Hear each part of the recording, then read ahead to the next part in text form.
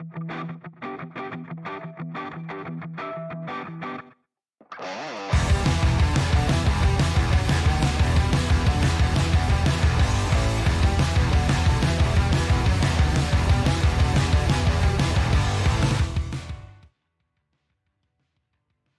everyone, and welcome to another edition, the first round post-bye edition of CrowCast. And a very disappointing day it was, unfortunately. It looked good, then it looked bad, then it looked really good, and then it turned out really bad. And to help us talk through it, none other than my cohort, Macca. How you going, mate? Oh, pretty good, mate. Look, I know we lost, but we're very proud of the boys and the way they played. And I think that if a couple of things had been a little bit different, we would have won. Yeah, look, I guess. I guess. No, what I liked about it is that we had a peek into the future in that third quarter. We just Most got a peek definitely. into where we're going to, and I liked it. Yeah, most definitely. Look, there's a ton to go through. We saw both sides of the coin with regards to where we're at right now. We saw the good, the bad, but what we did see, Macca, is the fact that we can match it against the best right now. We can't yet do it for 4 quarters. We can't yet finish off games, which is disappointing. That's a trend this year. But, gee, when we're on, aren't we? Yeah. I thought that third quarter was it's definitely the best football I've seen the Crows play for many, many a long year. And we weren't playing against like the under-18s or something. We were playing against Collingwood and on their home ground with their 65,000 feral supporters. And Yeah. and I thought we made them look second rate. And as you say, we can't maintain it, not yet, because the boys aren't seasoned enough, but that will come. Look, I think it will come. I think there's a couple of holes to fill. There's a bit of polish. There's a bit of composure. I think composure was the big thing that cost us in the first half. A lack of composure. But what I like the best is that we didn't go into protection mode in that last quarter. We kept trying to play to win the game, whereas previously against Collingwood, we went into protection mode and probably cost ourselves the game. And that was an improvement. And that's just confidence, isn't it, Macca? It is. And, there were a couple of things, and I still, when you're a loser, everybody says you're a whinger when you raise them. But, I mean, in that Rankin, for example, there was that instant. That ball went over the line off his boot and then was touched. That's a goal in anybody's language. And I can't see how the ARC could possibly say they couldn't make that decision. It makes a mockery of the review system. It really does. It wasn't clear. Even Rankin wasn't clear, but as soon as he saw the replay, he knew it was a goal. We all knew it was a goal. The commentators knew it was a goal. And it was piss weak by the review people not to call it what it was. And look, that wasn't the only thing. 21-12 or 21-13 free kicks for the game, and I felt like the umpires really killed our momentum in the first 5 or 10 minutes of that last quarter, with some ridiculous frees. The 50-metre on Dacos was just ridiculous. The hold I can't work that one out. The hold on Cox was ridiculous. A couple of missed ones, Laird pushing the back, and Dawson getting absolutely hammered on that last play in the forward line there. On that last play of the game, he got smacked around the chops, and it was 10 times as bad. 10 times as bad as what Mason Cox copped at the other end. No free. It shouldn't have been that close, but when it is that close, you rely on the umpiring to get it right, and they didn't get it right, in my opinion. Oh, not just your opinion. I think anybody with who could look at it and just watch it and make a judgment without trying to be too biased. I mean, Dawson got belted around the head in that 11 seconds to go. He would have had a shot for goal from 40 metres out, and they paid nothing. And yet, you take the free like for example, that Cox got, I couldn't understand that free at all. And also, I don't get the where Dacos kicks it, somebody else marks it or takes it, and then a 50 metre. How can that be? It's a 50-metre penalty from where the ball landed, apparently. They applied the rule right. What shouldn't have happened was that it shouldn't have occurred in the first place because, I mean, Sloaney basically almost got pushed into Dacos. It wasn't an intentional collision and he didn't take him down. Like Sloaney went down, Dacos didn't. And yet, 50 metres down the ground, certain goal. I don't know. I don't want to belabor the point with the umpires, Mac, but to say that it wasn't a factor would be just disingenuous because it was a factor.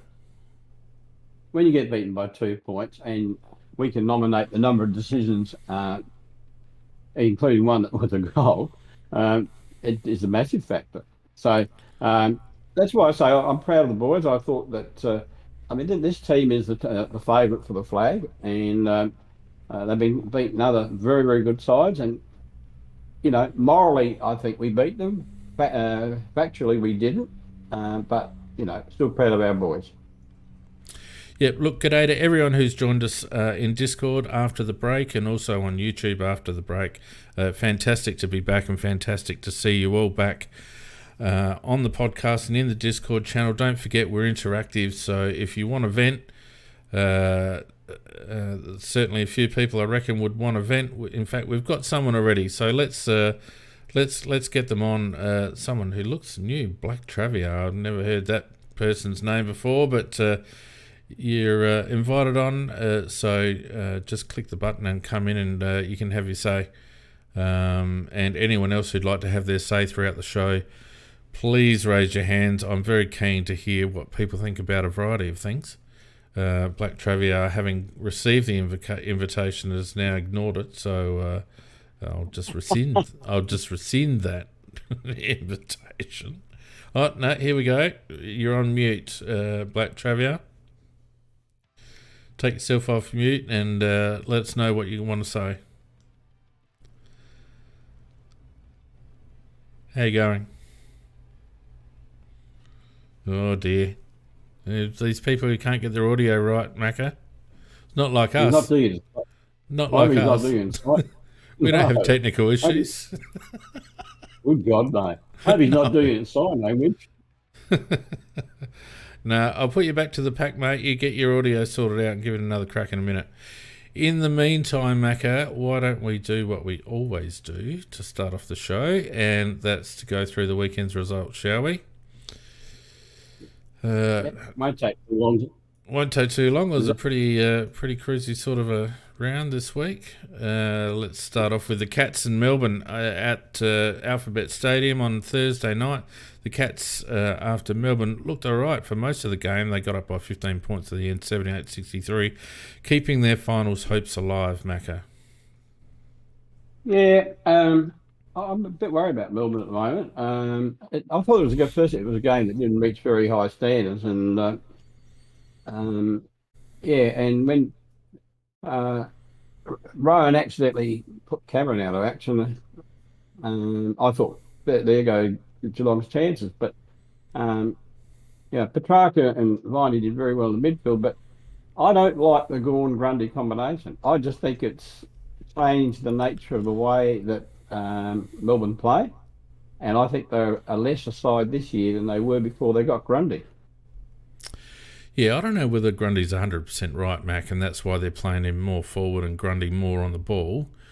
I always thought it was a weird thing for Melbourne to spend their money on when they had probably the best ruckman in the comp, and I agree with you. I don't think that they've got the combination right yet. It could be, they had a similar combination with Jackson, and they just replaced like for like. And to be perfectly honest with you, I'd be playing Grundy more forward and Gawn in the ruck, but I don't think Gawn's fit enough at the moment. Well, I agree with the way you've got it, but anyhow, as it turned out, Geelong I thought they'd just about written off.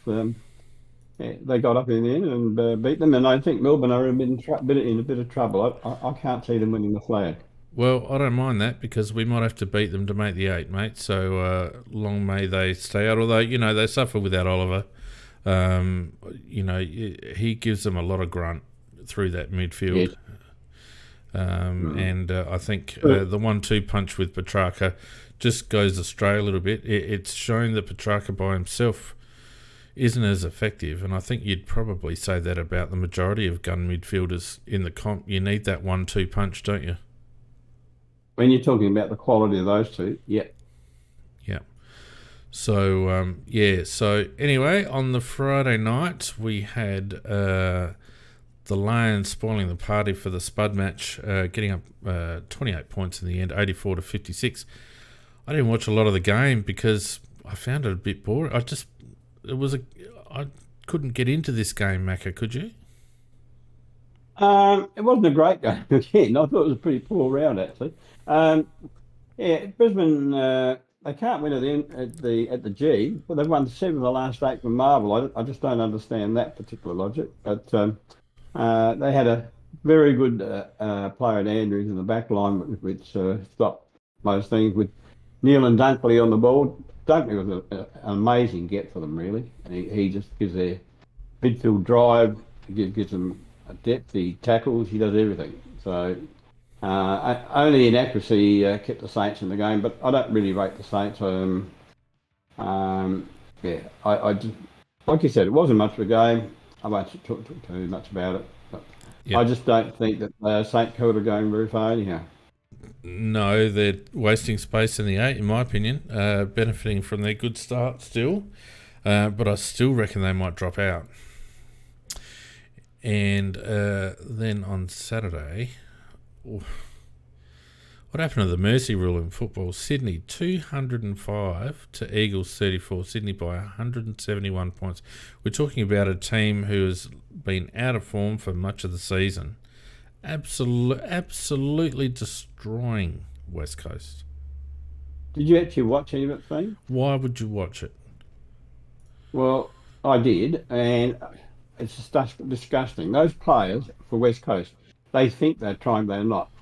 Honestly, I saw at one stage, I think, I don't know if it was Heaney or one of the players, he had 5 West Coast players around and he managed to pick the ball up and waltz his way through and kick a goal. They don't really try. They are not really trying. And firstly, I think that the club is in crisis. I think they need to get rid of their coaching panel. They need to get rid of their list management team. They've got to get rid of their fitness team and some of their admin. I think the club is up to shit. There's nothing good about it. I think you're being harsh, Mac. And they don't deserve a priority pick because they've put themselves into this situation. I think you're being harsh. I'm not being harsh, but I'm being accurate.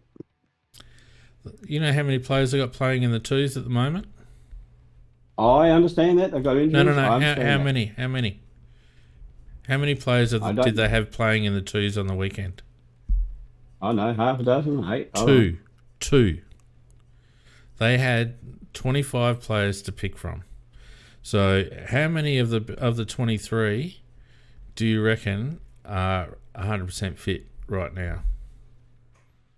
Look, I don't really know. I just know what I saw, and I saw players that don't try. Yeah. That's what I did see. Well, I'm sorry, Macca, but I get what you're saying. But I don't know what else you expect them to do. Like, you if you're playing half-fit players because you've got no one else to play, and those players just can't go, and they're getting done by 100 points. I mean, I don't know. I don't know what you do. Well, you're talking about the fitness side, and the amount of injuries. We were in that situation before we got a decent fitness guy. We used to have 12, 13 out all the time. And not as bad as this, Macca. Not as bad as this. No, but we were consistently around the dozen mark in the days of Burton and his mate. And we got ourselves a good guy. Now we have 2, 3, 4s, maximum. No, it's a look. I think the club is in crisis, and it's got to go through. It's got to clean itself out and get it re-establish itself because I mean it's been a mighty club. There's no doubt about that. But at the moment, it's rubbish. Anyway, not our problem. Next up, we had Freo and Essendon, and Essendon looked good early, and then Freo just ran all over them. 32 points in the end, 93-61. A good result for us, bringing Essendon back to us on games, and probably a welcome return to form for the Dockers as well. Yeah, Essendon got the first couple of goals, and I thought, gee, they're going to be too good. But Darcy got really going in the ruck, and they have missed him since he's been gone. Yeah. And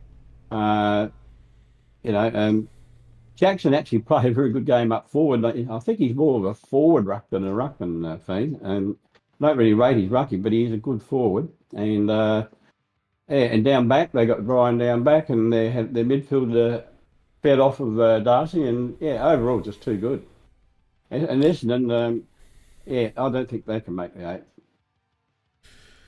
Well, I'd rate them above St Kilda, Macca.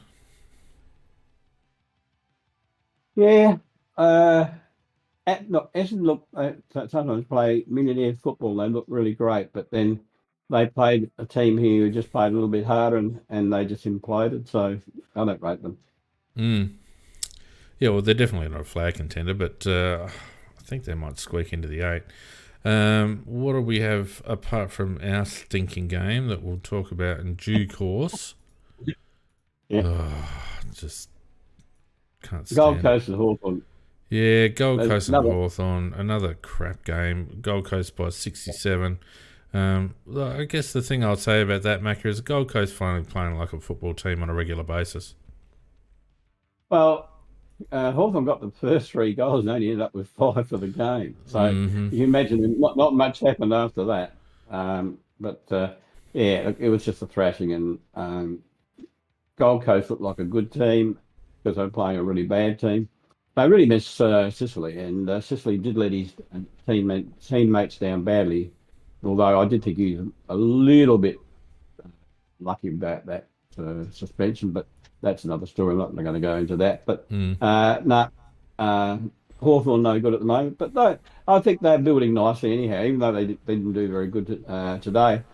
They've got some nice young players there that they're doing the same thing that we did. They're just starting behind us. Yeah, I'd agree with that. Let's have a look at the ladder. And now that we're all back on 14 games, we see Collingwood return to the top ahead of Port Adelaide on percentage. The Lions 2 games back in 3rd. Melbourne another game back in 4th. So you'd almost say Melbourne will probably make top 4 by default, Mac. I don't see either Brisbane or Melbourne dropping out, but at the moment, it really seems like a race between the 2 bloody Magpies, doesn't it? It does, sort of. At this stage, you'd have to say that. But, what have we got? Another 8 or 9 games to go? Yeah. And then we've got St Kilda somehow still in 5th place, together with Essendon and West Coast on 32 points. The Crows, the best thing about us is our percentage, Mac, even though we're a further game back on 28 points. We've got 115 percentage. If we'd have won today, we would have been 5th.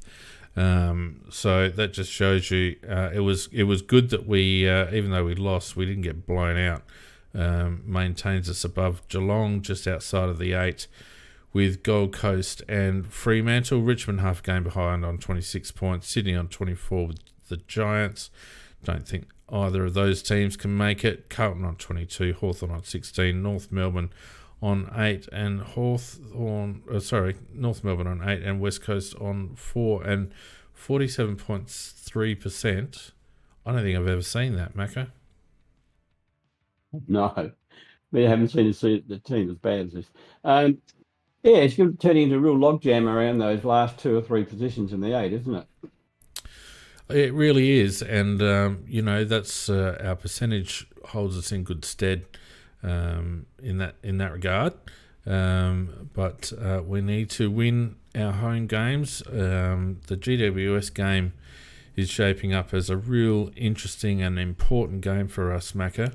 We have to keep... That's probably the hardest home game we've got left, I think. And the rest of it is away. I agree with you. Yeah. If get over GWS and beat one of Essendon and Melbourne, and I think we might sneak in. Well, it's going to require us to beat somebody away and one or two away. So, yeah, you're right. Yeah, Essendon and Melbourne, and I think both are vulnerable. I think, God, if we play, anywhere near how we played for long periods of the game today against either of those teams, we'll blow them out of the park. And I guess, home showdown could be a chance there as well. Yes, well, that's the other... Look, I like the style of play we when we're on and we're attacking and we're using the ball and moving it. I don't think a team like Port Adelaide can go with that. I think Port Adelaide are very strong inside, and they have one or two targets up forward with Marshall, etc. But I don't know whether Port can run with our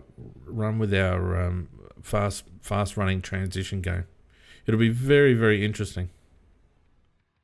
Well, I think we can beat them.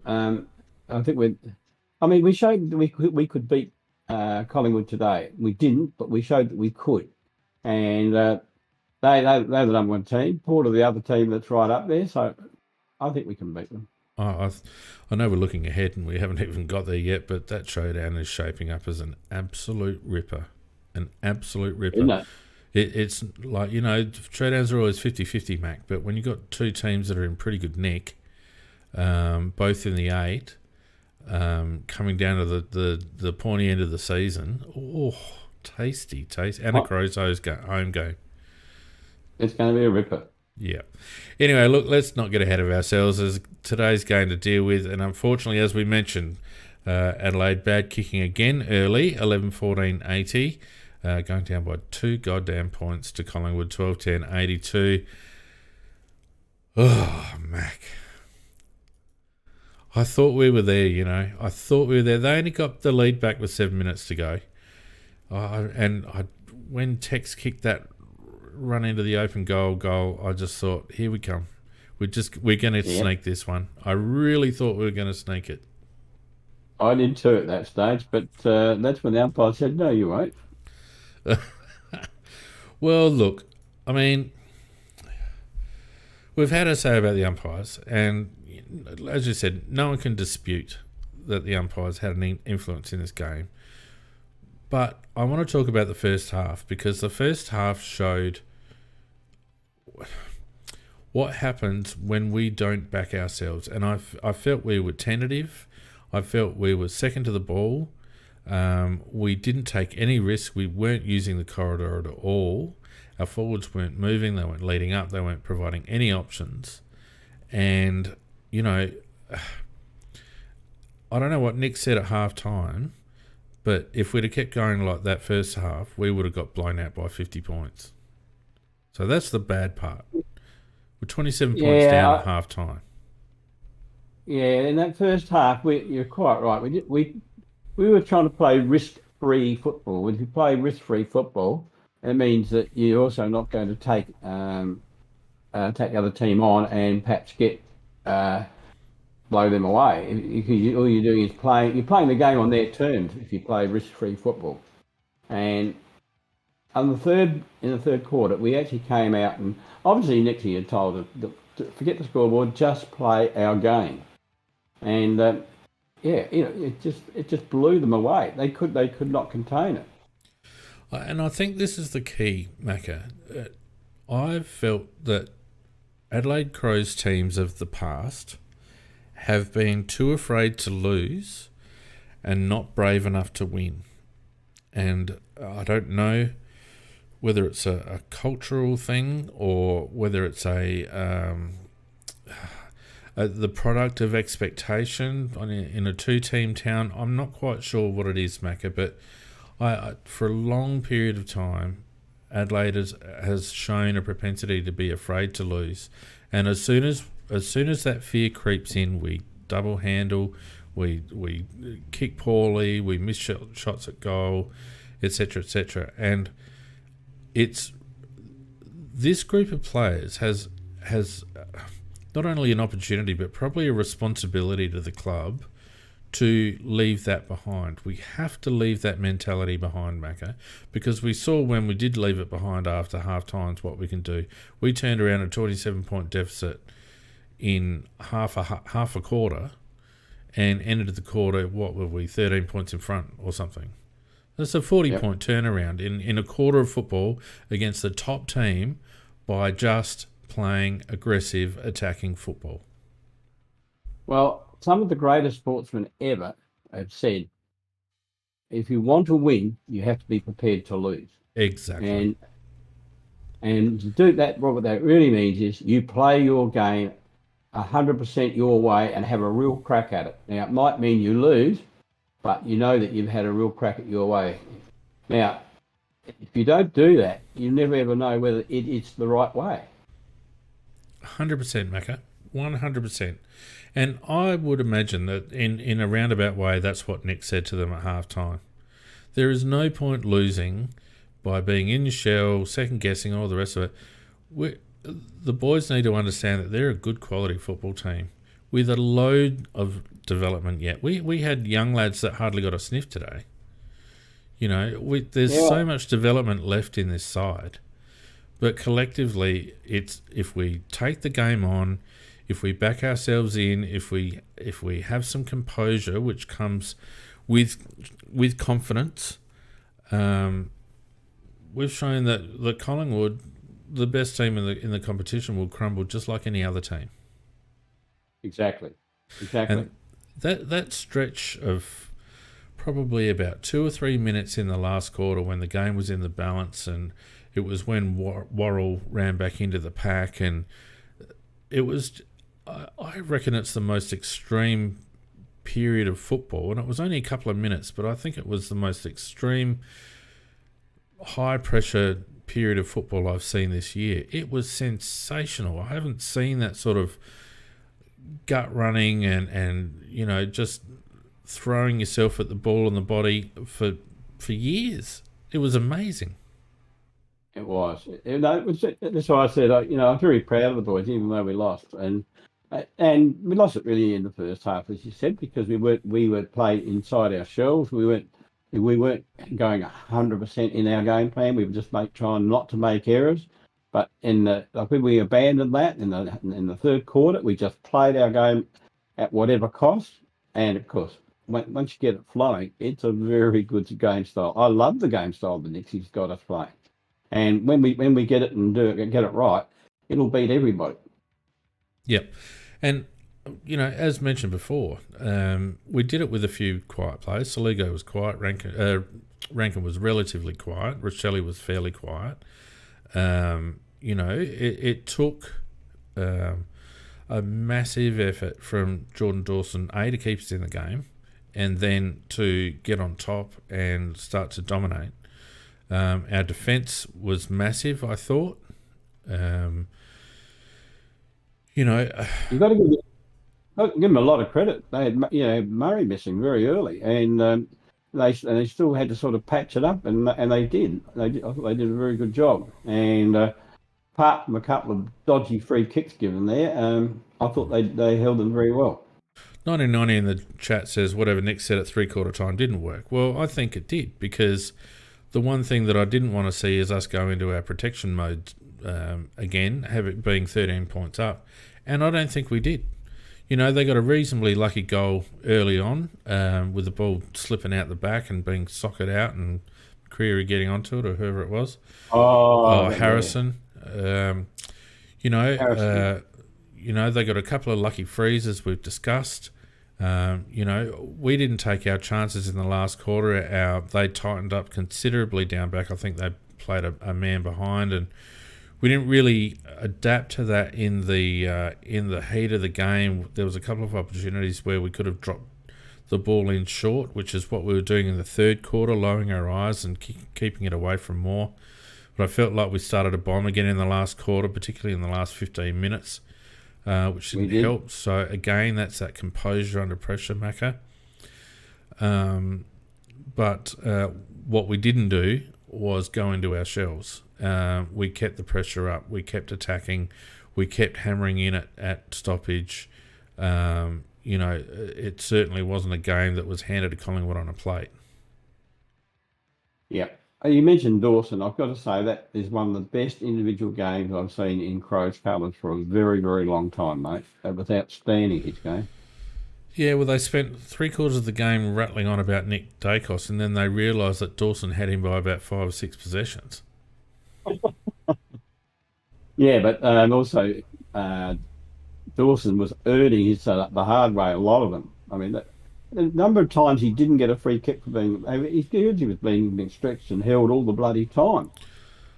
Well, the one that was Laird. I felt like Laird got scragged all bloody game. He got pushed to the back towards the end but he was scragged all bloody game, I thought. Pointed it out to the umpire as well, but the umpire just didn't take any notice. Yeah. Look,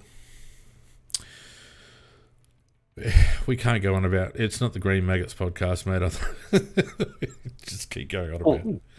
Let's have a look at some stats. I don't think the stats really mattered too much because it was fairly evident to anyone who watched how tight it was. At various stages, Collingwood got out in their uncontested possession count. We were matching them pretty well at the coalface, but certainly in the first half, they were getting the ball on the outside far too easy, Mac. And that was one of the reasons they were able to get in front. We were losing control around the contest, and they were spreading really, really well, really powerfully. 369 to 366 disposals, 215 to 209 kicks, 154 to 157 handballs. Inside 50s, it was a bit to and fro. We were up early, and then Collingwood just had about 20 in a row or some ridiculous thing. We ended up in front inside 50s, 57 to 49, and I felt like, Mac, Tex was on fire. It was just a bit of a pity that we could not get one more option going. Thilthorpe hurt his knee in a tackle, and he was limping around there in the last quarter. Fogarty was doing his best work up high, so we didn't see him back very much. I would have loved to have seen someone like a Lockie Gallant or a Shane McAdam in there just to smash the game open. And I think that's probably one forward that we lack, Macca. Just another option. If Fogg's playing up and Tex is, around the 50, we need someone who can just take that mark. Yeah, you're totally right. The other thing too is that Rankin normally plays close to the goal, but I thought he played very high in this particular game. I thought his game was pretty good actually, but he played a fair way from goal. He only really had a couple of chances for goal. That one I was very, very critical of from Rankin was the one when he tried to do the kick around the corner when he about 40, 45 metres out. You can't make that journey doing that particular kick. No. And but apart from that, I thought his game was pretty useful. I think he had about 22 touches, something like that. So started slowly, but worked himself into it, didn't he? Yeah. But you're quite right. We didn't have that one right at the coalface that could do it for us. Yeah. And this is where we need Riley to come on, Thilthorpe.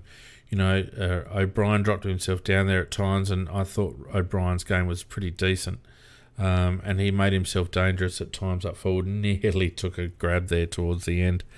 Up forward, it would have been interesting to see how many Crows players would have run past him for that one. I just felt like we were just one marking option short. I don't know, people who have been watching the under-18s, you get a load of young Tyler Welsh. Have you seen him, Mac? I like the look of him. I really do like the look of him. Ooh. He's going to be a powerful brute of a player, isn't he? Can play. So, look forward to that one. Peds was good up forward, but again, he's a bit enigmatic at the moment. Again, Mac, I have to say that we talked about this before the bye, we are reverting back to the old guard when it comes to inside or to centre bounce attendances. Not many for Pedler, none I think for Rochelle, only a couple for Saligo. You know, I know we want to make finals, but we're still in development mode. I think really what caused that today, though, was the fact of having keys on Dacos. So they did that last time we played them, and it worked to some degree. It'll never work to a full degree. And they did it again today. The idea was to sort of neutralise. Because Dacos was playing as a midfielder today, and I think that was the idea of that, which meant there's one spot gone. Leeds always got the other spot, and Dawson's got the other spot. So that's basically why it was like that. But you're quite right. The young boys didn't get much of a look in there, and I mean Saligo, Rochelle, both of those two boys, they were pretty quiet overall. Yeah, look, I know the keys tag worked all right against him in the previous game. I don't think it was really successful in this game. I felt like Ben was far too loose. Yeah, I don't think it worked either, Feen, but I think that was meant to be the logic behind it. Yeah, see, this is an opportunity for a bloke like Luke Pedler. Even if you gave Luke Pedler 10 minutes a quarter on Nick Dacos, because Peds would bury him. You know, Nick Dacos would not get a cheap kick. He would not get a cheap disposal, and Peds would burn him the other way. He doesn't have the engine, but you give the kid 10 minutes a quarter on him. Yeah, if he had Dacos can run and run and run. I mean, he can almost run a marathon on the bloody ground, I reckon. I don't know that Ped's about to keep up with him for very long. He's a very slippery customer and a very smart. I know, but but we're still in development mode, Mac. And Luke Pedler, we are hoping, is going to be one of our key midfielders going forward. Who better to run him with than probably one of the three best midfielders going around in the comp at the moment? Well, in a way, you're right, but I have my doubts how effective it would have been. Would it have been any less effective than Ben Keys today? Maybe not. Keys was hopeless. Hopeless. I think it's a bit harsh. No. No. Ben Keys, for all his hustle and bustle, he cost us a lot of opportunities with his lack of composure today, and he was very, very loose on Nick Dacos. Well, I mean, Dacos was far too good for him because he's a much more talented footballer. Well, yeah, but I mean, Keys made a fist of it last time. He played loose, Macca. Ben Keys was far too interested in getting the ball. He should have made Nick Dacos his first priority, and burning him the other way second priority. His first priority. Nick Dacos got 903 disposals. We got 38 or 39, didn't he? I don't know, but I know he got the hell of a lot of it. Yeah, well, you got a bloke tagging a bloke and he gets 39 disposals. You cannot make excuses for him. Oh, I'm not, but it didn't. I only say they did it this time because it worked last time, but it didn't work this time. Yeah, and I think this is where I think we needed to get Rochelle and Pedler and those blokes into the game a little bit more. We can, like, every time we get those young lads into the game, into the middle, something happens, and you only need to get them in for a few, and maybe rotate 3 or 4 players on Nick Dacos. But Ben Keys, I'm coming to the conclusion that Ben Keys is no longer part of our future. I really don't think he is. He might be next year, but I don't think he would be the year after. No, I don't think he's part of our premiership team. I really don't. And I feel bad saying that because he's a heart and soul player. But if he can't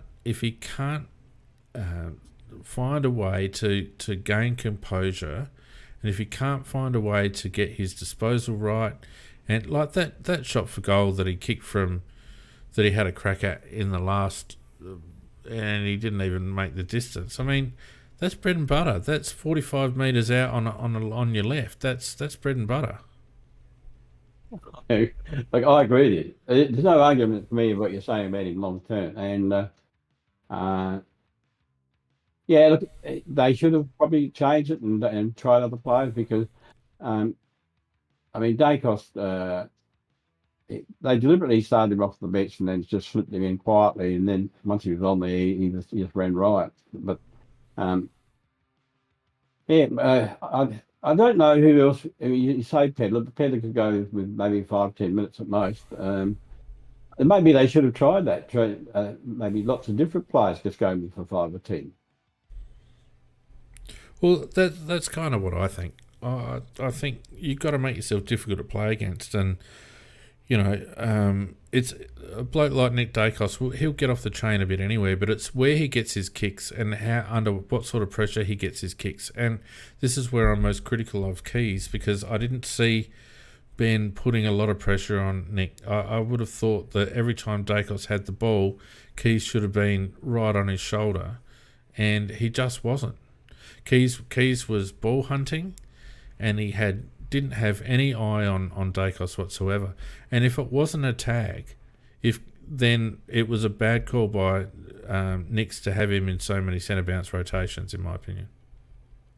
Yeah. Well, I think looking at retrospectively, you're right.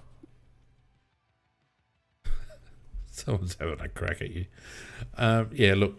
Anyway, I don't want us to get seduced by finals action, Macca, at the expense of our kids' development. This is not a year that we're going to contend.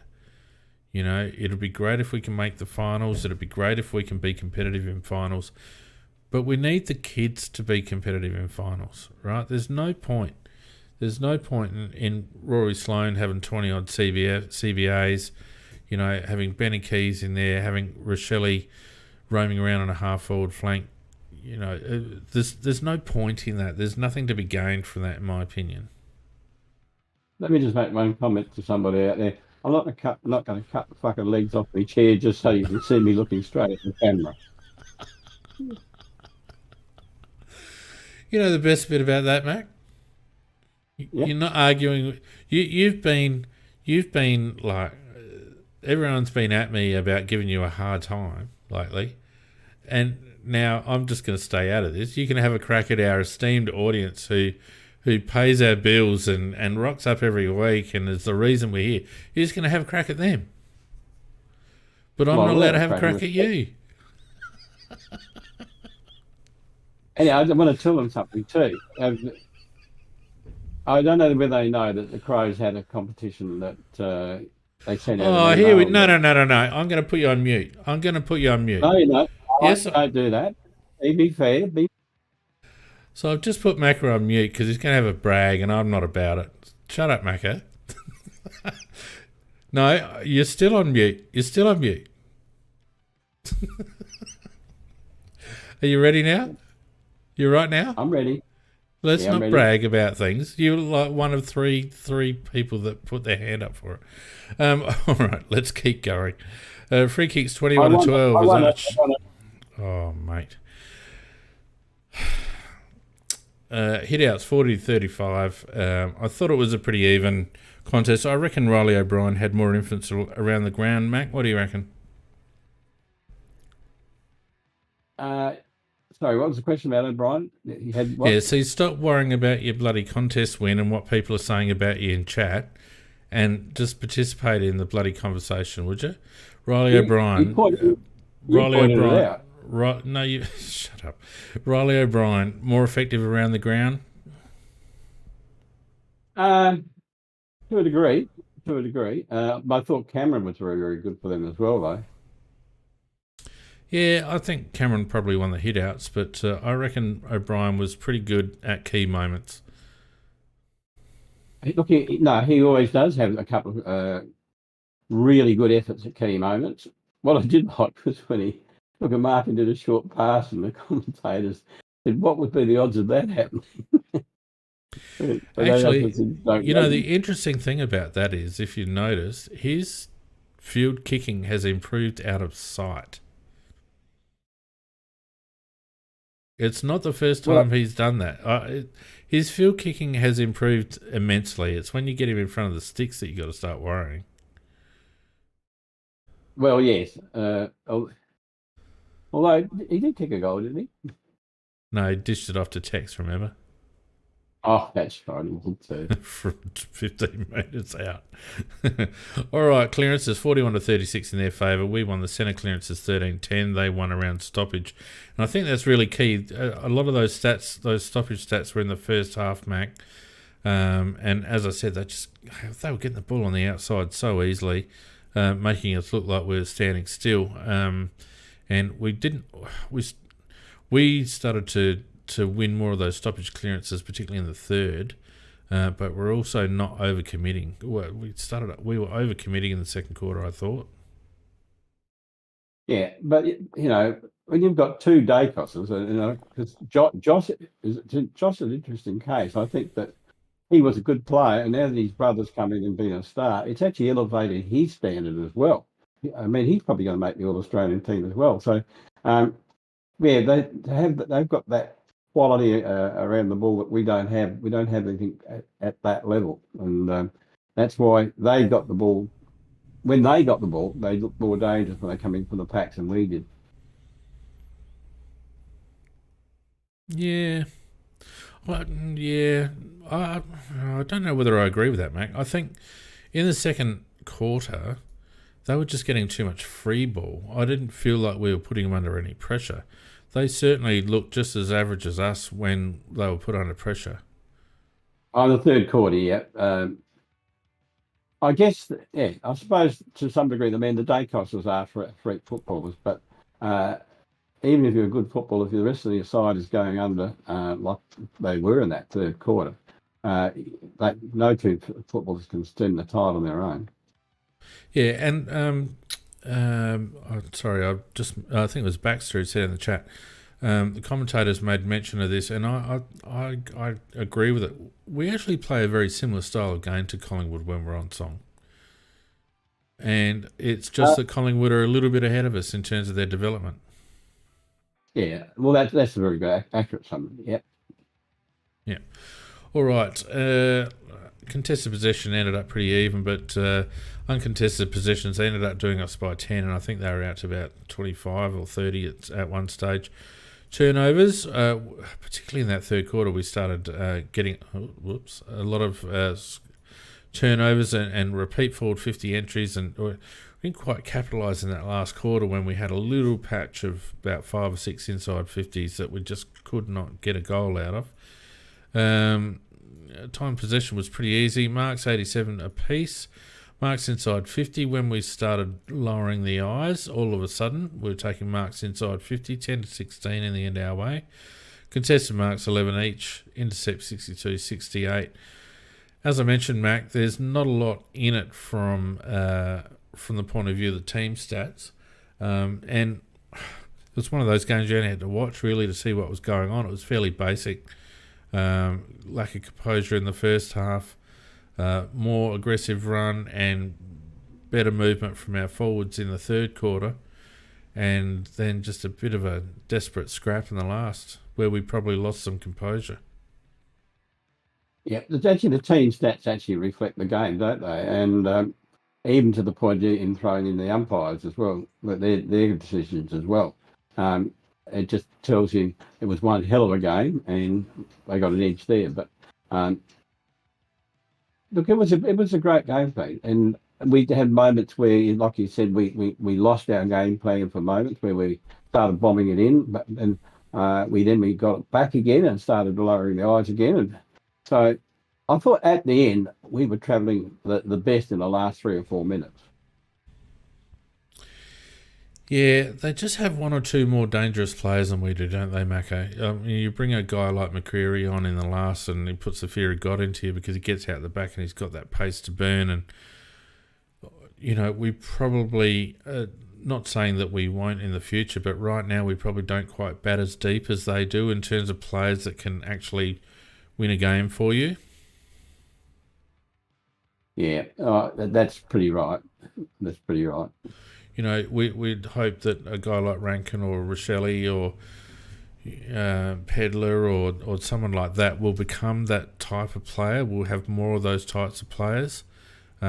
Just now, in those really hot games, they're not quite there yet, but I've got no doubt that they'll be, you know, at least a couple of those will become those sort of players. Just before we go to the player stats, Mac, what do you think about the long-term signings during the week? I was pretty pleased, actually. I don't think there were any that I'd actually disagreed with. Soligo perhaps was a little bit lucky to get a 7-year one. I mean, he's been a good player, and he's going to be a good player. But Rochelle, well, I think he's a little cut above Soligo in terms of class. No, I think basically they targeted the right players, and what they're really saying is, well, in our long-term future to be successful, these players have to be part of it. Yeah, I think you're right. You know, on the surface, you'd probably say Jake Soligo a little fortunate, but I think what they've done is said to these Victorian kids, you know, we want you around for the long term, and if you're a part of it, let's go. And you know, Rochelle's come out this week and said how much he loves the club and he wants to be a one club player, and you know, his family's gotten around it, and you know, it's fantastic. And you know, I don't have a problem with that. And you and I both know that contracts really, you know, at the end of the day, they're only a piece of paper, and lots of things can happen. I think it's also strategically good from the club to lock those players in before the next CBA agreement. You know, although I'm sure there'll be provisions, but I still think it helps us from a cap point of view. It does, definitely does. And, you know, I would think that both Tex and Sloan will probably get another year, and that'll probably be announced fairly soon, I would think. Yeah, definitely Tex. You'd think Sloaney. I would hope that they'd just keep them on rolling 1-year contracts, because as we know, once you drop off the cliff, you drop off the cliff, don't you? And Sloaney, you know, is getting every ounce of it out of himself at the moment. But, you know, I think the 1990, I think he does deserve another year. There's been times, let's not forget, where he's been mercurial in patches. I don't agree with him being a centre bounce attendee as much as what he is. I think we've gone back to that world too much. And I think he needs to be a pinch hitter, Macca, and I hope they rebalance that. I hope they address that, because it's costing. I think Sloan's rotations are costing Peds and Rochelle and Rankin and Soligo centre bounce attendances, and I think that we need to get that into them. So I'd hope that they get Sloan back out of there a little bit, get that balance right. Yeah, look, I think Tex is an absolute no-brainer for another year, but Sloan is like, he probably will get one, but to me, it is 50-50. And if it wasn't like the guy is so loyal and said he'll give him his heart and soul and play till he dies with the club, etc. It's just that he's a lovable character, and we know that he gives 100%. But you can see his body just gradually, the toll it's taking, and he is gradually declining. Still got enough to be in the side at the moment, but will that be the case again next year? Yeah, and I guess that's the thing. But you give him one more. I think you give him one more. It's more how they use him, I reckon. So, I didn't mind. I thought it was great. You know, we got Max and we got Rochelle and we got Soligo, and who was the other one? We got one more, didn't we? Schonberg. Schoenberg, that's right. Got a couple, which a lot of people turn their noses up a bit, but I'm about that. I think they're showing faith in Harry. I think you'll find Sam Berry. Where's he at contractually? He may well have a contract for next year already. We did sign a heap of them up last year as well, so there'll be a lot of players that have got a contract for next year. Yeah. He's not on the list, but Jones was the other one that we got, but I think that was good. He deserved it. And Schonberg, I think, is investment into hopefully Schonberg regaining the form that made him a regular when maybe last year or the year before. I can't remember which now, but he showed that he could play at this level, and he has been playing well in the two. And maybe he's got his private life and behaviours and His private lifestyle. life, his lifestyle's fine now, Macca. I keep telling you that. It's his fitness that he needs now. Yeah, He's a year behind in his fitness as a result of him being a bit wayward last year. He's got that under control. That's why they're working him in the twos. You know, for a kid who came in first year and looked so deft in his disposal and his ability to put players to advantage, for him to lose that, that's just fitness. You don't lose that ability. You lose it under fatigue, in my opinion, and I think that Burgess is just building his base, and I'm pretty comfortable that's what they're doing with Sam Berry as well, mate. Yeah, I'm just a bit disappointed. Sam Berry didn't really come on the thing this year. Look, I think, again, they're building his base. I think he's a bit of a one-pace player at times, and I think his ability to go in, I think he would have struggled with the pace of the game today. I think he needs an extra yard, and I think they're probably working on that with him at the moment. There's no question he can get the agate. Yeah, that's a fair comment. Also, his kicking needed a little bit of a brush up as well. Yes, that's right. You want to get to the end of the year and Schonberg and Berry are dominating it in the SANFL. Particularly with young Taylor missing. And if that's the case, and if they have a good final series in the SANFL, then that'll stand them up for a good pre-season going into 24, I think. So, if we have, let's say we had picked 10 or something like that this year, what should we be targeting? Oh, look, mate, if we got pick 10, I'd be trading it. Yeah, trying to get a player, an established player. Yeah, I really think we need to work hard to work a trade. We are still in growth mode. I think we can't. We've still got that little dip in the 23 to 26 year mark, that we're trying to address with blokes like Rankin and Dawson, etc. I think we need one more of those. A lot of people are talking about Redmond. I maintain that he's not coming. I don't actually know whether he's the right one anyway. I really like Darcy Parish. I'd love us to have a crack at him. Yeah. What do you think? Has he resigned? I think Parish is about to sign or has signed. I don't know which one, but no, I don't think he has.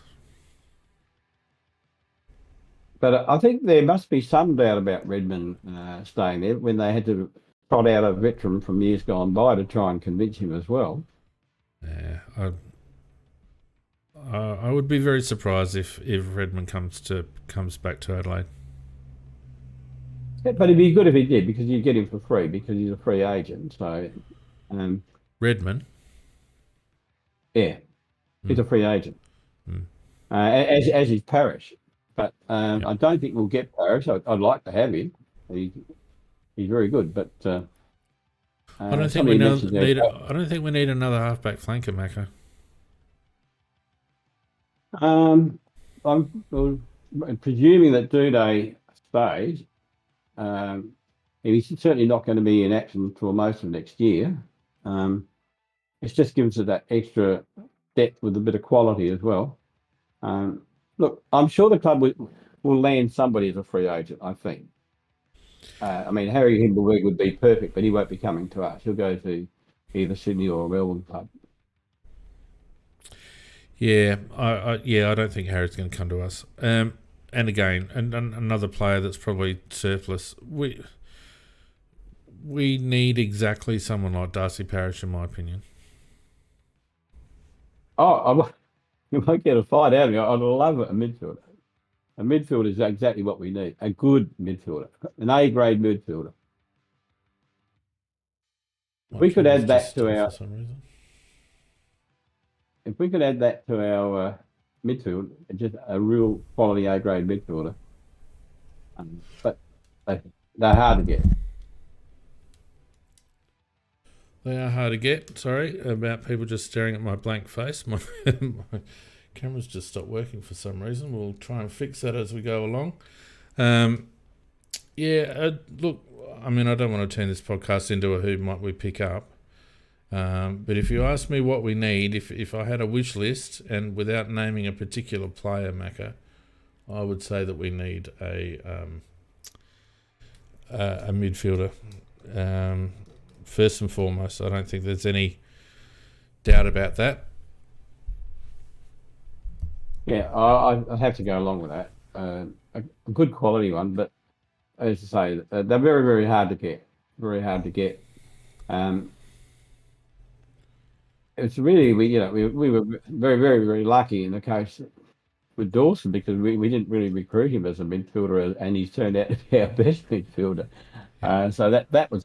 I mean, somebody along those lines would be great.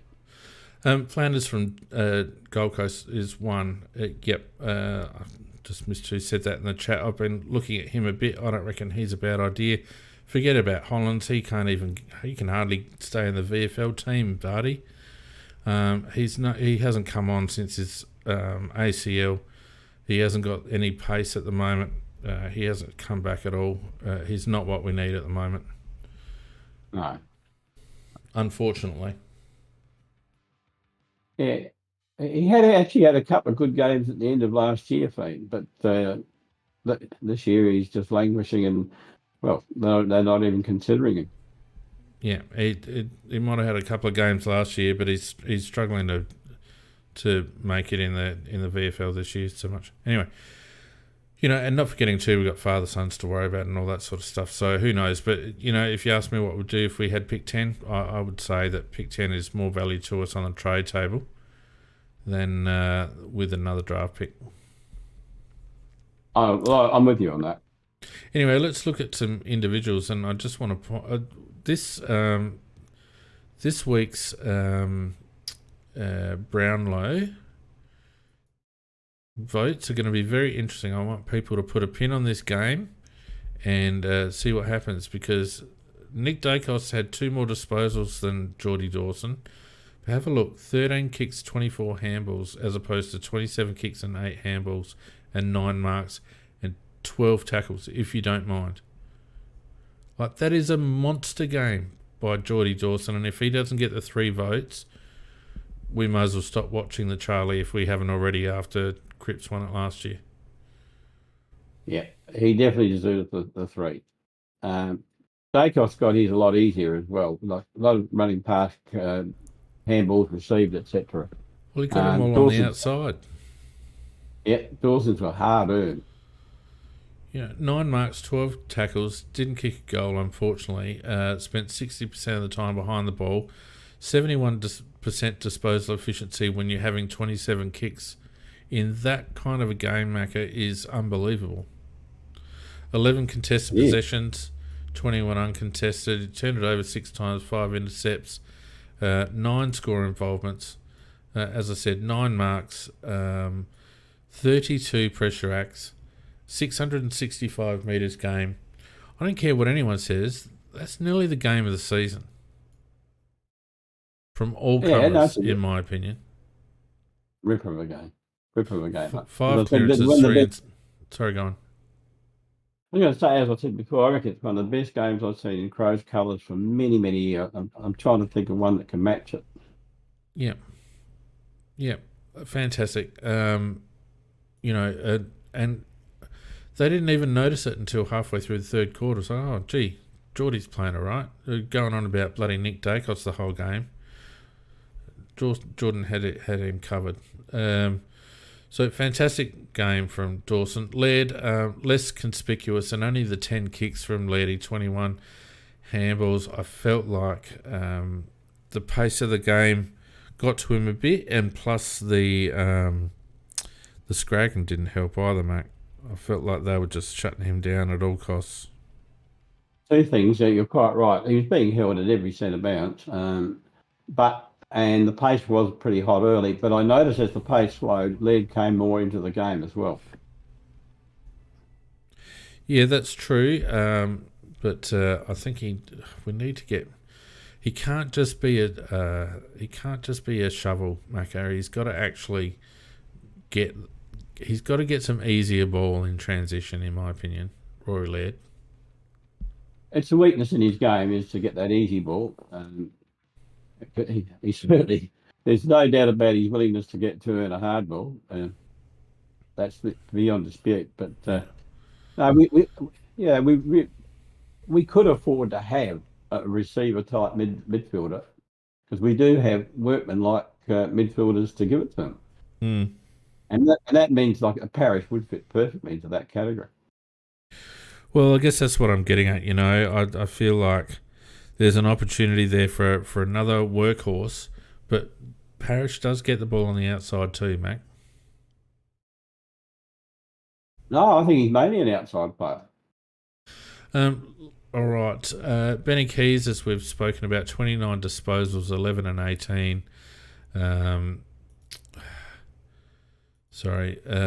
He had 2 marks and 5 tackles.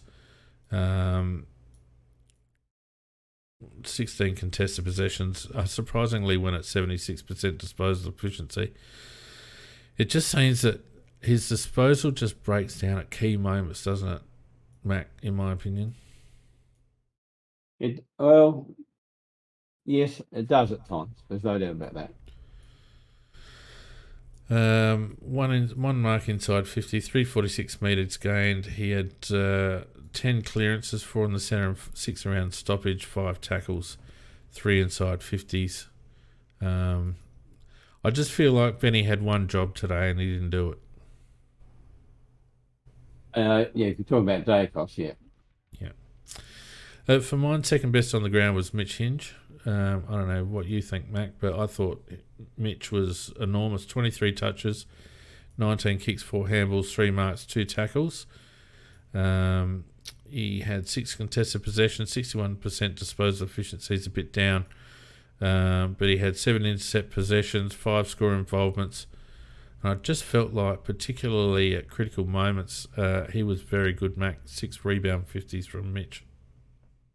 Very astute, Glenn. I actually had him listed down as my second best player for the Crows for the very reasons that you just said, because he had to sort of adjust his game as well when we went down, when we lost a toll. And I just thought that he just did it beautifully. His judgment for marking was excellent. His usage of the ball was very good. I just thought, he was definitely our second best player. Yep, agreed. Chase Jones, 23 touches, 14 and 9. Isaac Rankin, 21 touches, 14 and 7. Rory Sloane, 19 touches, 3 kicks, 16 handballs. Mac, that's the problem with Rory. Yeah. I gave him all a rating, and I gave Sloane average for his rating. Somebody else said that in the chat.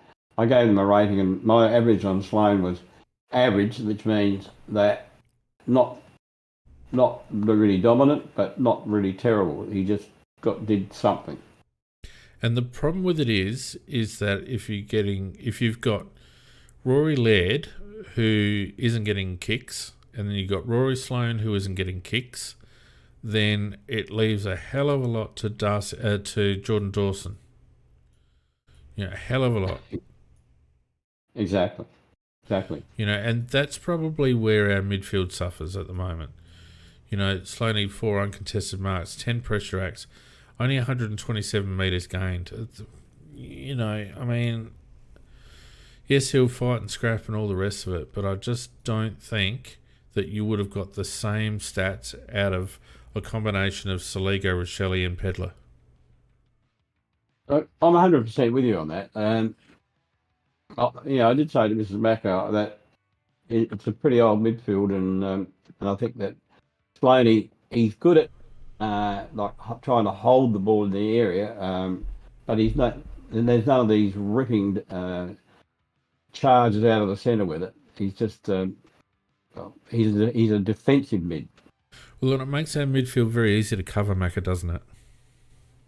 it does, because the only one that's really he's got defence and aggression is Dawson. Yeah, I felt like Sloane's centre bounce work wasn't bad, but the trouble is, you don't get a lot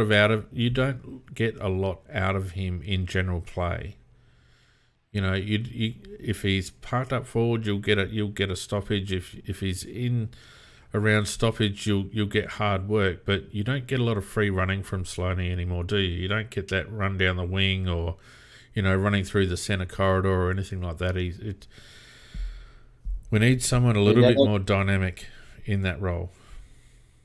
Definitely do, because Sloaney's past that. I mean, he is 100%er in a scrap. He'll fight, and as you say, he's good at holding the ball in the area as well. Yep. But yeah, we need burst players. Yep. That's it. That, in my opinion. And I think Sloaney might be forced to be in there more than he needs to be, because I think Nix is a little bit worried about losing contested ball and ground ball. But again, we're a developing side, and Nixie cannot lose sight of that fact. If we don't give blokes like Pedler, who'll give you everything at ground level, and Rochelle, who's got a touch of silk, and Rankin, who is pretty hard at it in contested situations, then we're not gonna progress. Well, how many centre bounces did Rochelle attend? None. And Saligo? 2. No, that's terrible. Yeah. So they don't have that mix right at the moment. And we've been talking about this for a couple of weeks, or a couple of rounds, I should say. It seems the more that finals come into the equation, the more we're reverting to the old school, and I just feel like we can't lose sight of our development. Look, I actually agree with you, Pete, in the sense that I would rather us not make the finals, but keep playing the style of football that we're playing, and that we played in that third quarter. Attempt to try and play that every quarter, even if it doesn't work every quarter, because you only get, the more you practice something, the better you get at it. And it's no good us squeaking into the finals and then not going anywhere and just getting tossed out. So I would rather us just keep trying to do the right thing in terms of what our long-term future is, and it's going to be of more benefit next year than it is this year. Yep, 100% agree, mate. Don't forget, for people listening in Discord, if you want to have your say, get your hand up, we'll get you on. Thanks to everyone, as always, for joining us. We've got a good audience in Discord tonight, and a good set of listeners on YouTube, Mac. We're sitting around the 70 YouTube listeners, which is pretty good, first back from a spell. I reckon there'll be a few people just into about their fifth red wine and not wanting to talk about the footy anymore. We got someone here wanting to come on, good fella. Come on, good fella. Make sure your mute is off. How you going? Yeah, not too bad. Yourselves? Yeah, pretty good. Hey, mate. How are you? What do we call you? Your proper name's Nathan. Good on you, Nathan. Yeah, long time supporter of these blasted Crows. It's not so much to talk about the game, which was ended up being a bloody brilliant game in the end. More so the fact of the how can we put it? Victorian biased commentary that Fox chooses to throw at us every friggin' time. It's shocking, isn't it? It is shocking. The only thing that was missing was Eddie. The only thing that was missing was Buckley's love buddy, the Eddie Maguire show. I mean, I call him Boxhead because, well, blatant obvious, he looks like a boxhead. You're saying you're not a... Between Gary Lyon, another bloody Victorian, Ice bloody thing, and you got Buckley. They basically had us dead to rights at half time. Well, yes, we weren't. To be fair, we were dead to rights. Yeah, we were, but we weren't. We'd blasted them in the first quarter. If we'd kicked straight, the game could have been possibly over. Yeah. I agree I don't with you. actually. I didn't actually mind Buckley. I thought Buckley was pretty Nah, even. I Love did. Child was out on the ground. Oh, actually, both of them are out there. Dacosses, they're both out there. Yeah. You know, like the Macedonian marvels of whatever. And if you were a drinker and you wanted to have a bit of a game, the amount of times that his name was brought up would be ridiculous. That's true. You wouldn't be That's walking true. by the end of the day. That's very And true. to basically say that once he finally got on the ground, because they started him on the bench. Now, that was to obviously stuff us up with keys, right? Yep.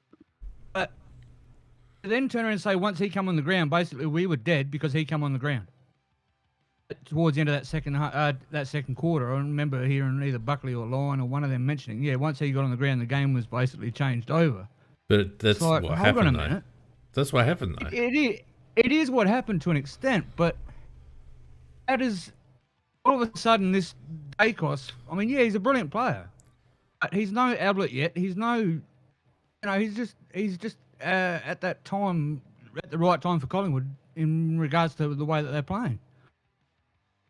And it's helped them out, but it was like the 90s all over again. It's like the Victorians just want to put a fork in us all the time.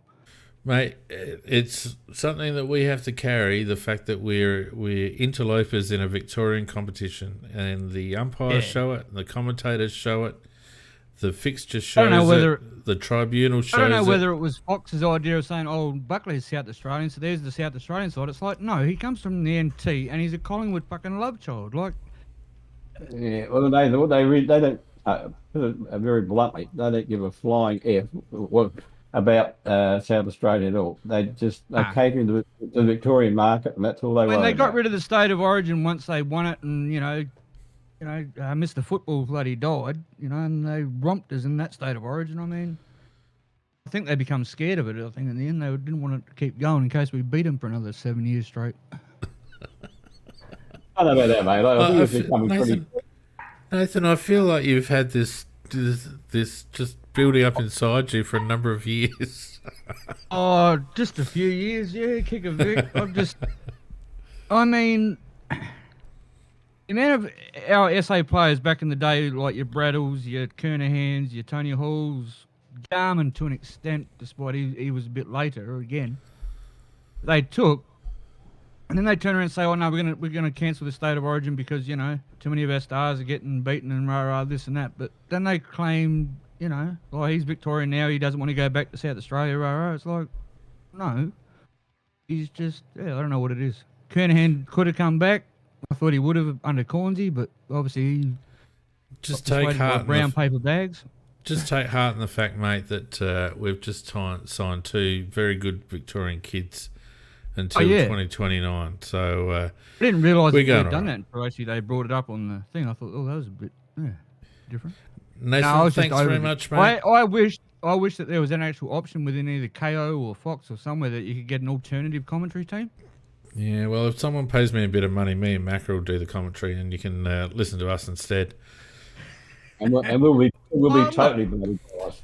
I don't want to be really biased. Completely biased. We had Bruce McAvaney for how many years? I mean, he's a Crow heart. Yeah, Sandy Roberts as well. He never come across as a biased commentary. He was, I don't know how he done it or what he done, but it just flowed and it was just even. And apart from the grand final when Jarman kicks 5 and a quarter. If Ian and I were calling, it'd be something like, some Collingwood wankers got it now. Thanks, mate. And if I put it this way, if he wins the Brownlow, it's a fucking joke. He'll win it. Thanks, Nathan. There's a little Port Adelaide player that is doing quite good. No worries. Cheers, boys. Good on you, mate. Thanks for listening. There you go. There's a Crow supporter that's just been waiting for a platform to fucking put it all on the table. No state of origin, and no bloody Kernahan, and no bloody commentators. Loved it. That's the passion we need, Mac. Yeah, well, he's got passion, all right. Well, I mean, look, it's bloody true. I was only saying to someone the other day, it might have been my lad, Cameron, it's such a shame. The whole legacy of South Australian football is gone. And I would imagine it would be the same in WA. The greats of yesteryear in the SANFL are gone. They're not spoken about. Russell Ebert, Barry Robin, Lindsay Head, Paul Bagshaw, these types, they're just not spoken about anymore. And it's such a pity that once Neil Curley got on a bit, and of course he's obviously passed away now as well, there's really been no one to pick up the baton to maintain the history of South Australian football. And it's a bloody shame. It really is. Yeah, and they'll trot out some bloody Victorian name that they used to play in Knickerbockers about 50 years ago. And as if it's relevant to the AFL because it's the VFL. So it tells us very clearly, to them, it's still the VFL with intruders playing in the competition. And Rabbit, those blokes might have been 50 years ago, but don't forget that the SANFL was probably the strongest it's ever been when the Crows came in. So don't give me that shit. Don't give me that shit. If it wasn't for the SANFL, the VFL would have gone under. So let's not denigrate what sort of football we had in the SANFL. No, not you. It was Rabbit in the chat. Let's not denigrate what we had before the Crows came in at SANFL, because we had, at least the second strongest competition in the country, and we had some damn bloody good players. Correct. Anyway, let's get back to the game. Nathan's just sent us all off on a bit of a bloody rant now about South Australian football, but we'll get back into it. Where was I? Oh, yeah. Brodie Smith. We're going through players. Now, Brodie Smith, I didn't think he had that good a game, 19 disposals, 13 and 6. The one thing that no one's talking about is that he should have nailed that goal in the last quarter. He should have, and that was very costly, that miss. I thought he would kick it because he wasn't under pressure at the time when he kicked it, and it was a costly miss. But overall, I had him as a pass for the game, but not an outstanding pass. Didn't give us a lot, Mac. I didn't think. Well, I think he's coming slowly towards the end of his career. He might have one to two left in him. Yeah. Miller, I thought, was patchy. Got deer in the headlights a couple of times, and at other times did some good things. Young Ned McHenry, I just don't care what anyone says. I mean, the kid just comes on and bloody gives it absolutely everything. And when you compare him to Benny Keys, we certainly got more value for possessions out of McHenry today than we did out of Benny Keys. If every player could play with the passion McHenry has, we wouldn't lose, mate. But not only that, he showed composure. There was times where he stepped through traffic, showed composure, dropped his eyes. It wasn't just all, yap dog McHenry. He actually played very well. I think he's the best sub that's going around, mate. And I think that's where he's actually at his best. And I think if you plan on bringing him in for a quarter and a half of a game, I think you're going to get very good value out of him, because he puts his body and soul into that quarter and a half. And I mean, how many possessions did he have? I think he had quite a few for 16 touches, 7 and 9, 5 marks, 1 tackle in half game. Yeah, I think that's pretty good. And actually, as you said, I thought he used the ball reasonably well today too. Yeah. Thilthorpe, only just going at the moment, kicked a goal, got injured. His knee was getting ice, so I think he got it hyperextended in a tackle.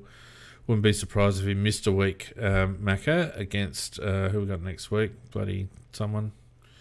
North Melbourne, I think. North, yeah. I wouldn't mind betting that he has a rest, and either Gallant or... that's the other one we signed too. We signed Lockie Gallant for a couple of years. I thought that was actually really good, because I was expecting Lockie to maybe want to go back for more opportunity. He might be here next week. He's got talent. Yep. Josh Worrell continued his excellent form. We haven't missed anything by having Josh in the team over an injured Tom Day. 14 disposals, 9 and 5 marks, and some real courage at times, Mac. Yeah, I agree. I'm sure Gallant signed. Anyway, maybe I'm wrong. Oh, Hang on, Bloody Magic. Oh, you're saying about Bloody Magic? I said, God, I didn't sign any time. Macca, are you with us? Have you been drinking again? No, I haven't had a drop. Right, maybe you should. Tex Walker, 5 goals, 1. He's kicked 15 goals in 2 matches. He's leading the Coleman, I think, Mac. And, my God, like, last couple of weeks, form of his career. Well, he is at the best form of his career. And I reckon he's got another 2 years in him. I mean, they'll probably only give him a 1-year contract, but I reckon there's definitely 2 years left in him. Yeah, the cliff comes quickly, mate. The cliff comes quickly, and what will possibly do him in is soft tissues might start catching up with him. But when he starts attacking the ball, when he gets on his bike and starts leading up the ground and attacking the ball, he's almost unstoppable. Yeah, no, he's good. He's good. And congratulations to the chat. We've hit 1,000 messages. That's always the goal that they like to hit. 1,000 messages tonight. Well done, everyone. And don't forget, if you're in the audience and you want to have your say, we've still got a little bit of time. As mentioned, Rolly O'Brien, I thought, probably broke even in the end, but did some good things around the ground. Luke Pedler, 11 disposals. Would love to get 20 out of Luke. If we got 20 Luke Pedler disposals, Macca, that makes such a difference. That's Tom Pedler. I think he's got the ability to be something special, but there's one thing that he's got a bit of a psychological hang up is when he's having a set shot from around about 30 metres out straight in front. He is a beautiful kicker of the football, and he kicked. I remember him when he played in the Snaffle Grand Final. I think he kicked 5 goals in one of the games there of the finals. When he's playing on centre, and then kicking long, raking, beautiful drop punts from about 50, 60 metres out. Yet put him 20, 30 metres out. I think he freezes just a little bit. He's just got to relax and just put his boot right through the ball. He kicked his goal from 30 metres out. Yeah, but he missed one from 30 Yeah, but he also kicked one. Which is relevant to what? Which means that he hasn't got a problem. He just happened to miss one. He should kick everyone from 30 metres out. Oh, yeah, but so should everyone else. You can't single him out for missing out from 30. I mean, we've seen bloody Tex Walker miss from 30. You have a look for him, go back every week. He usually misses one that he should kick. Okay. I like his kicking. Josh Rochelle, the 3 points. He certainly missed one that he should have kicked. There was a snap that he kicked that wasn't that hard that he should have kicked, and he kicked it across the face. Just off the boil still, Josh, but I'd like to see him just being put in the middle and force him to get involved. It's hard playing on half forward, Mac, isn't it? It's a hard spot to play. Yeah, look, it's the dead man spot, the one position you don't want to be. It's better be a forward pocket than be a half forward flanker, because it's just a dead spot normally. Unless you're to be, like a Tommy Leach, who used to really play almost wing and half back with his leading. But somebody said it's a spotted there. Yeah. Look, Saligo also 11 disposals, 6 and 5. Struggled to get into the game. Again, I would have probably had him around the ball a little bit more. But I think Jake's almost ready for a bit of a rest, Mac, to be honest with you. I wouldn't mind betting that Harry might get a run ahead of Jake Saligo in the games coming up. It wouldn't surprise me. He's been mixing his form the last 2 or 3 weeks. He's been playing good, bad, good, bad, good, bad. Yep. So, that's generally a sign that they probably just need a bit of an easy one or a rest. Yep. Yeah. Michael Annie played well. I thought Fogarty after half-time really picked up his game and started presenting far better. Geordie Butts and Nick Murray until he went off were solid. Lockie Murphy unsided. Lockie Murphy. Shock. Poor game. Yeah, another one who's been mixing his form his best over the last 6 or 8 weeks has been really, really good. But he does have a habit of just not turning up sometimes. Yeah, didn't like Shoal's game either. No, funny one, Shoal. He's not having the impact at the moment, is he? I don't mind him in the team, but he's got to have more impact. He's got to get more of the ball. I wonder if we're going to play him on the wing, Macca, whether he's got the pace for the wing. Well, I don't really know. He's got average pace, but he hasn't got exceptional pace. But he's generally been a good reader of the ball. But it's a pretty physical game out there today, and that's not where he shines. I didn't see him, by the way. I didn't see him squib any today, but it was just one of his lesser games. Definitely. Yeah, what you said was key there. It was a physical game. That's what you get in finals, and we cannot afford to carry blokes that can't handle finals pressure, Mac. Only 250 metres gained, only 9 pressure acts. He had 70% time on ground or thereabouts. He had no clearances, 1 rebound, 50, no tackles.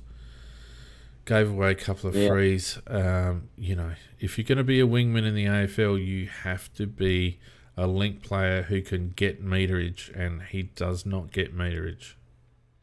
Yeah, he was in my list of fails along with Murphy, Soligo. I thought Butts was okay, but I thought at the end there, I thought he was a little bit tossed out because it was his opponents that were marking the ball. Oh, well, I mean, it was Mason Cox, and to be fair, Cox took 1 mark and the other one was a stupid free, so... Yeah. So, look, it was a very good performance. I think we don't need to ignore the fact that our young lads were in and out of the game, and it was our more senior players that kept us involved in the game.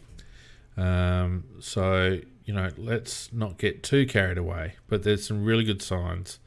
And to push the top team to within 2 points again at their home deck in front of 60-odd thousand is pretty good. And the only other thing I'd say is that it says a lot, Macca, when the commentary team goes, oh, the Crows haven't won, or the Crows' last win was, won in the last 5 games, and you've got to go back to 2017 to get 5 times that we've played Collingwood at the G.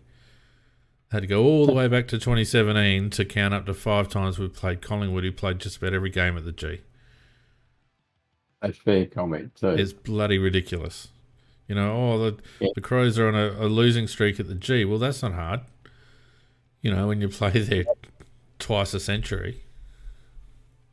Yeah, no, I think you got to, when you take into account the fact that a lot of these lads have never played on the G before, and there'd be quite a few of these have never played on the G before, with 65,000 ferals and the umpires giving them a pretty rotten go, and it being a really, really top class game in terms of pressure, etc. Yeah, I think overall a lot of them handled themselves well. Some of them just had to be quiet. Make the grade in terms like 100% handling it, but it was very good experience for them, even the ones that didn't go as good as we would have hoped they went. Well, the only thing I'd say to that is, Mac, that if we want to win a grand final with this team, then we have to be able to play against 50, 60, 70,000 screaming ferals with the umpires against us. It cannot be an excuse. We have to... I'm not saying that's what you were saying. I'm just, I guess, making the point that these kids have to walk away from this game and go, no. We need to make sure that the next time we come to the MCG, which will be against Melbourne, in a winnable game, based on current form, they have to go there with a sense that we need to get runs on the board at the MCG. Yeah, well, that was the point I was making. This is their introduction to it. Yeah. Now they know what it's like. Now, you expect them to, as I say, even the ones that didn't go quite as well as we would have expected, they should now go a little bit better because they've actually experienced it. They know what it's like, and they know how to prepare themselves for it. And, because it would be a little bit awesome when, the first time you step out there in an atmosphere like that. But that's what they're paid to do there, and they've had experience of it now. And as you say, we would expect that they will go to a slightly higher level again when we play Melbourne. Yep. Very good. Well, Macca, I reckon that just about does us. Who we got next week? We've got round 16. We've got North at home at 1:15.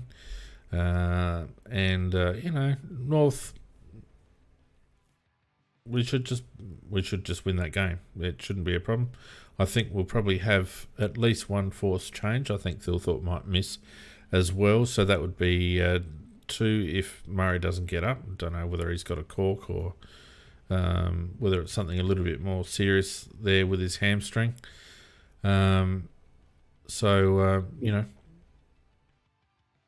Yeah, actually, the irony of North Melbourne is I think I've seen them playing in recent times, and they're playing a lot better football since Clarkson isn't their coach, to be totally honest. And they'll play some pretty good football against us. People say 20 goals, 100 points, and that it won't be that.